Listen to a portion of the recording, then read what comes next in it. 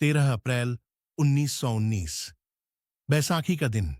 अमृतसर का माहौल खुशियों से भरा हुआ था। लोग नए कपड़े पहनकर परिवार के साथ त्योहार मनाने निकले थे। लेकिन इसी खुशी के बीच एक ऐसा तूफान आने वाला था जिसने पूरे भारत की आत्मा को झकझोर दिया। उस समय भारत अंग्रेजों के शासन में था और कुछ ही समय पहले ब्रिटिश सरकार ने एक काला कानून लागू किया था, रॉलेट एक्ट। इस कानून के तहत अंग्रेज किसी भी भारतीय को बिना मुकदमे के गिरफ्तार कर सकते थे। पूरे देश में इसका विरोध हो रहा था। लोग गुस्से में थे, लेकिन उनका विरोध शांतिपूर्ण था। अमृतसर में भी हजारों लोग इस कानून के खिलाफ अपनी आवाज उठाने के लिए एक जगह इकट्ठा हुए, जालियांवाला बाग। यह बाग चारों तरफ से ऊंची दीवारों से घिरा हुआ था और अंदर आने जाने का सिर्फ एक संकरा रास्ता था। उस दिन वहां महिलाएं, बच्चे, बुजुर्ग सब मौजूद थे। कुछ लोग भाषण सुन रहे थे, कुछ अपने परिवार के साथ बैठे थे, तो कुछ सिर्फ बैसाखी का मेला देखने आए थे। किसी को भी अंदाजा नहीं था कि कुछ ही मिनटों में ये जगह मौत का मैदान बन जाएगी। उसी समय एक अंग्रेज अफसर, जनरल डायर, अपने सैनिकों के साथ वहां पहुंचा।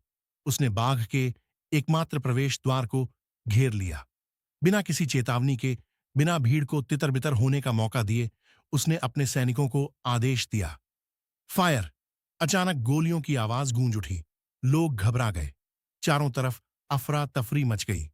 कोई भागने की कोशिश कर रहा था, कोई अपने बच्चों को बचा रहा था, तो कोई जमीन पर गिर पड़ा। लेकिन भागने के लिए कोई रास्ता नहीं था।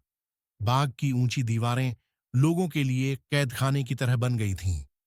गोलियां लगातार चलती रहीं। करीब 10 मिनट तक सैनिकों ने लगभग 1600 गोलियां चलाईं। लोग चीख रहे थे, गिर रहे थे, एक दूसरे के ऊपर चढ़कर जान बचाने की कोशिश कर रहे थे। कुछ लोग डर के मारे बाग के अंदर बने कुएं की तरफ भागे और उसमें कूद गए ताकि गोलियों से बच सकें। लेकिन वहां भी मौत ही उनका इंतजार कर रही थी। धीरे धीरे गोलियों की आवाज बंद हो गई, लेकिन पीछे छूट गया सिर्फ सन्नाटा, खून से सनी जमीन और सैकड़ों लाशें। सरकारी आंकड़ों के अनुसार लगभग 379 लोग मारे गए, लेकिन असली संख्या इससे कहीं ज्यादा थी। हजारों लोग घायल हुए। कई लोग अपने परिवार के सदस्यों को वहीं खो बैठे। उस दिन जालियांवाला बाग सिर्फ एक बाग नहीं रहा, वह एक दर्दनाक याद बन गया। इस घटना की खबर पूरे देश में आग की तरह फैल गई। लोगों के दिलों में गुस्सा भर गया। भारत के स्वतंत्रता आंदोलन को एक नई दिशा मिल गई। महात्मा गांधी जैसे नेताओं ने अंग्रेजों के खिलाफ आंदोलन को और तेज कर दिया। ब्रिटिश सरकार ने इस घटना की जांच तो करवाई, लेकिन जनरल डायर को कोई कड़ी सजा नहीं मिली। इससे लोगों का गुस्सा और बढ़ गया। भारतीयों को यह एहसास हो गया कि अब आजादी सिर्फ एक सपना नहीं, बल्कि एक जरूरत है, और इसके लिए उन्हें हर कीमत चुकानी पड़ेगी। आज भी जालियांवाला बाग में वो गोलियों के निशान मौजूद हैं।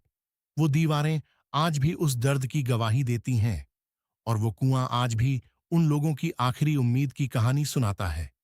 जालियांवाला बाग हत्याकांड सिर्फ एक घटना नहीं थी, ये वो दिन था जब भारत ने तय कर लिया था कि अब गुलामी और नहीं,